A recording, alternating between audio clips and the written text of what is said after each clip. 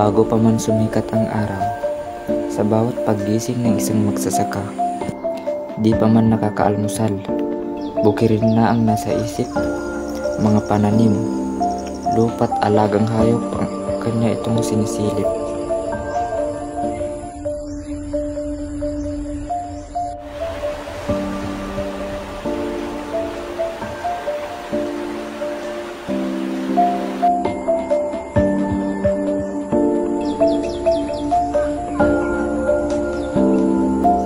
Sa kalagitnaan ng tirik na araw, hapdi sa batok, pananakit sa bewang, tila ito'y parang wala lang sa isang bayani na may pangarap at malalim na hangarin.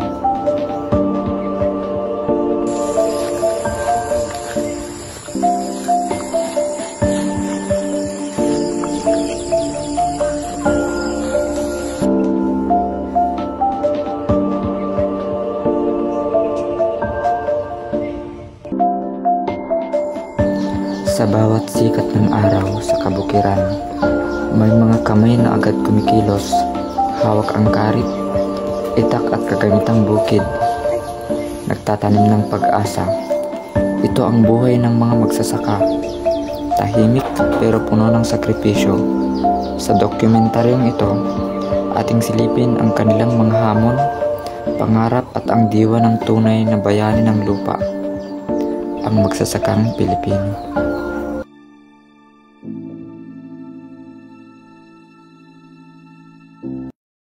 Nabayad ka ba nga bangbang ka gano'n?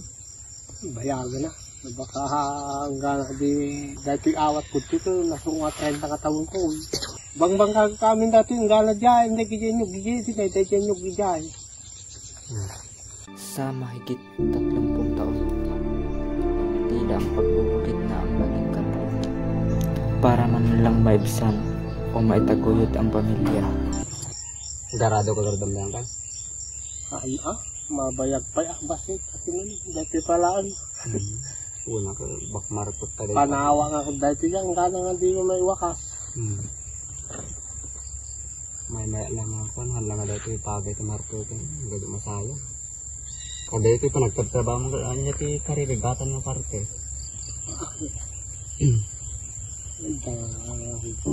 Nalakan mo din narigat amin yung talagang ito. Una, sa bagay. Diyan ka takapudutan, di pagkakado ka dako ako, iso nga iso ah. Manog. Bagay, amin magkatrabaho, narigat mo ito. Kasla pala, naruwag si tao. Manipod pa yung pagtawin ako ba ay pinsi, ano 14, kaspuyin, dagat tinagtarabaho. Nilalatag tawin ako 66. Sa murang edad, di mo akalaing pagtatanim o pagbubukid ang kanyang nakagisnang trabaho. Ito si Mang Nestor, ang magsasakang Pilipino. Ito kung di ba makapakit kayo? Umanalay ka dito para ito panginaldaw-aldaw ito nga? Ito yung nabadruma. Basi kung kada dito tatamanin awan. Ma-overdraft man tao. Naglaka mo nga rupi ko ah. Irik. Sa pagbaba ng presyo ng palay, ito ang pangunahing problema ng karamihan sa mga magsasakang Pilipino katulad ni Mang Nestor.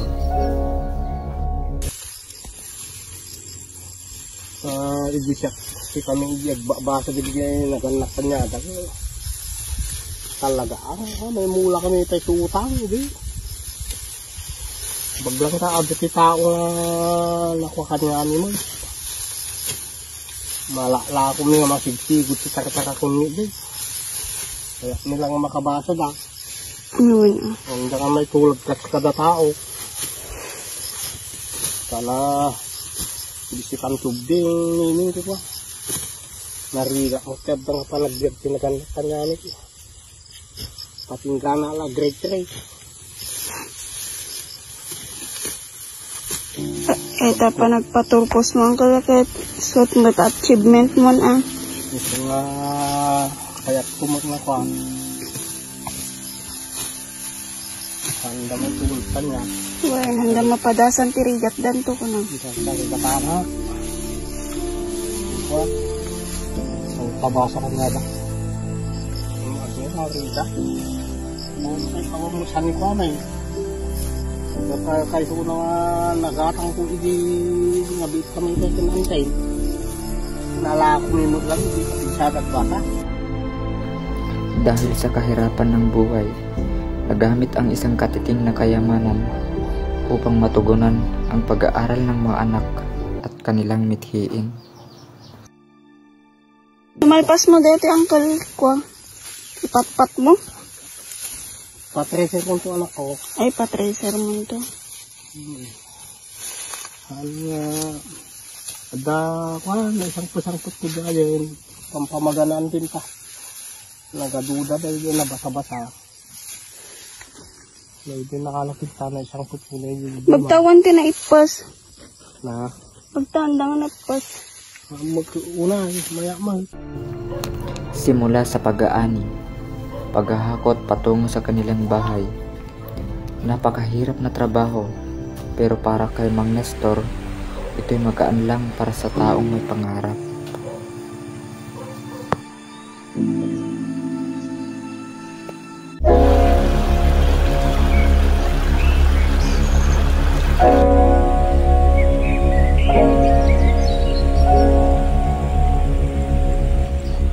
Atin namang silipin ang naging buhay ni Nanay Marisa.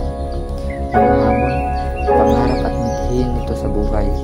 Sa dokumentaryong ito, makikita kung paano nito napagtagumpayan ang lahat ng hamon sa buhay. Panagiri-irik mo na bayad mo kasi na ang ubra natin. Una, mamang pay. Ngayon, dadong mga mula kante. Kaya ito na Wet season. kumpul basta nilagay mula ng gulay kasi dito. Ada da okra, da tarong, ada kangkong, kamote. Ada ko okra kasi Hmm. ito no kwante no mailala ko umanay ba ko tapos la umanay ba ito panginal daw ang taon. Ayun, manay.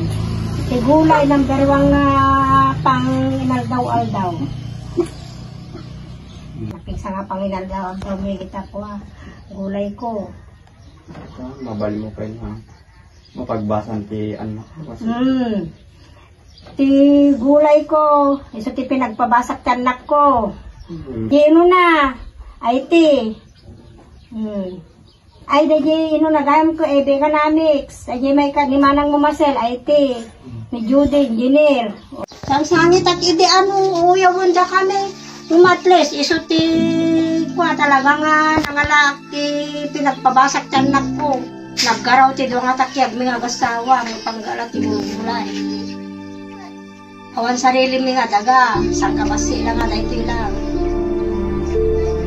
Malaging ko pinagpabasak ko yan po, ngayon lang makasamit ko na ito. Ang baging nila mauyaw dito. oh magpanak ang alay ta kinagawin Mga kunada kanya, ni Maria ti pagsarmingan ti kumuna rin kunada kanya.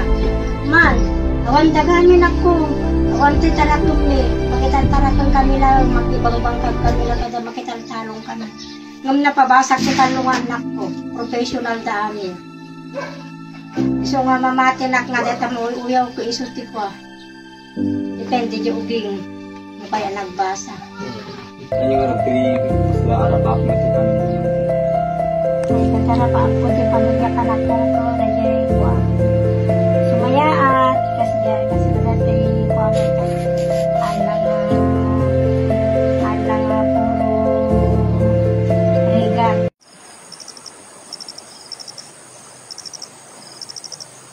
Sa kabila ng hirap, nananatiling buhay ang pag-asa sa bukid.